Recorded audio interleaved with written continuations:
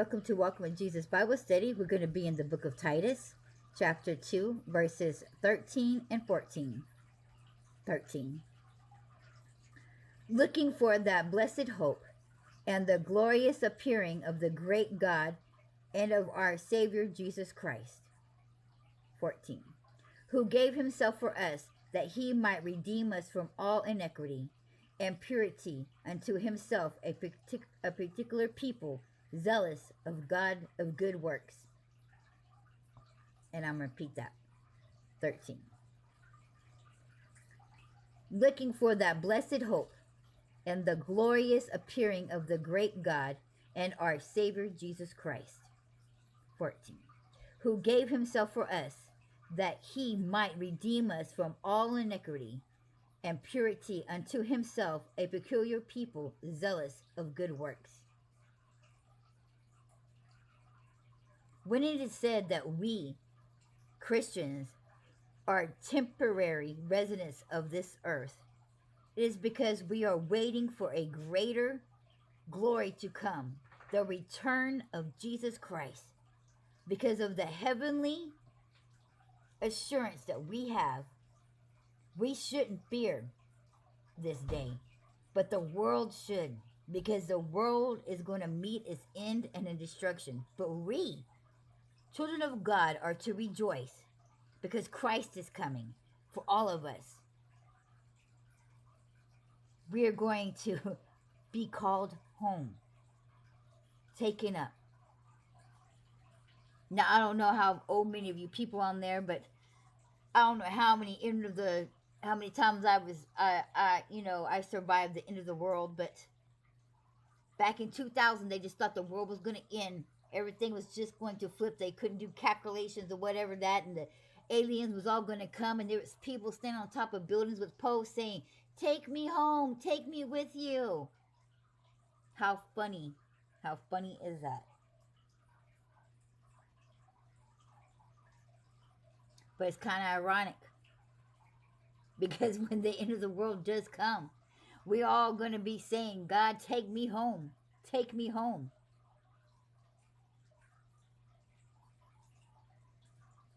We should not fear death. We should fear nothing but God. As children of God, what shall we fear? Only God. Why?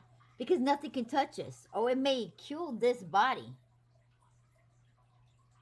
but it is not going to do nothing to our soul, for we know where our soul is going. But also, in that confidence, we should not let arrogance come above our confidence, that we don't think that we need to keep in close relationship with God. We don't need to make ourselves end up being lukewarm. For I've seen many Christians or so-called Christ followers are in this situation right now, that they have been a child of God for so long. They know all what the Bible has to teach. They can't nobody teach them nothing, and they are just good, and they pray all the time, but they are no longer seeking God. Everything in the relationship with God has been placed back because they believe that they are good and there's nothing else that they need to do, that they're all set, that they're just waiting on God to come back. They hardly pray. They don't read the word. They just go on about their day. "Oh, I already know. You can't tell me nothing. I got it all memorized. I know what it all says. There's nothing under the sun that new that you could teach me, for I know it all." But yet God says in the scriptures, you need to be in this word every day. Meditate it on a morning and night. Over and over and over and over and over. That your prayers should never cease. That means every day you need to keep praying all day. You need to be in constant communication with God, constantly talking to Him, seeking Him.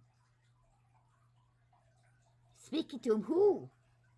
who has a best friend doesn't communicate 20 million times throughout the day to that best friend. That's how you should be in communication with God. But there's many OG people out there who've gone stagnant. They're at a standstill. There's just water. See, they may have filled their pond up, but they don't have the fountain of the ever-living water flowing in it. It's still, it's stagnant. It's going to get polluted. But just because they see that their pond is full of water, they don't think there's nothing left to do. They don't have the constant flow of Christ flowing into them. What happens with still water? Mosquitoes come and lay eggs. It gets all green and mucky and nasty. It becomes poisonous, actually. It even contaminates. Everything that lives in it can die, depending on how shallow it is. It is polluted water. If your water is not circulating by some kind of way, you can become deadly. So it doesn't matter how old you've been a Christian, how long you've been following Christ, how many times that you have read it. Keep in that Bible. Keep rereading it. Keep on praying. Because you are letting your pond sit still.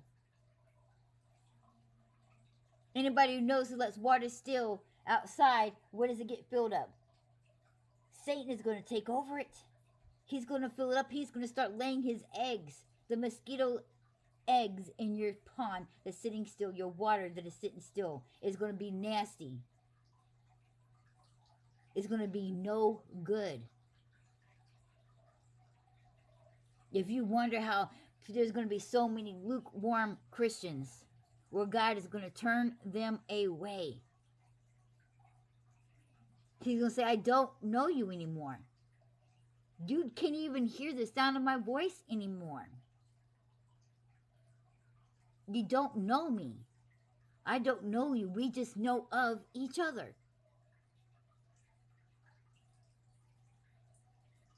There's too many mysteries in this Bible for us to be able to contain it in a lifetime, every single one of them. To sit there and say that there is nothing new to learn from it. I've already read it. I've been taught everything. That's just not so. For how is it that we're about to go spend all of eternity with God, that you think that within the first year of being with God that we're going to learn that all there is to know? Well, no, we're going to spend eternity. That means it goes on and on and on and on and on and on and on forever. That there's no way in this lifetime, that's not even that long, that we can contain all the mysteries that God is speaking and trying to reveal and trying to teach us in this Bible, no matter how many times. I don't care if you read it 4 times in 1 year for 40 years. That's still not an eternity of information that you have learned from God.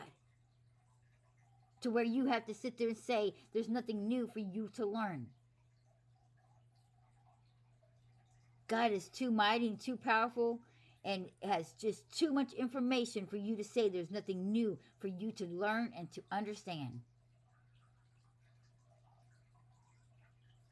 In fact, if you have that attitude, then you probably know the least amount than a lot of people, because you believe there's nothing new for you to learn. And those who are not willing to learn don't know nothing, because they're going to learn all that they need to learn. That's all they will ever know.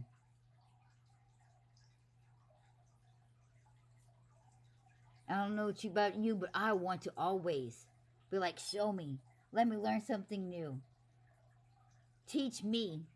Show me. Let me understand. I'm intrigued every time I reread this Bible. No matter how many times I've read each story, something new always pops out of me. Something different hits me in a different way. I am never bored. I'm always excited.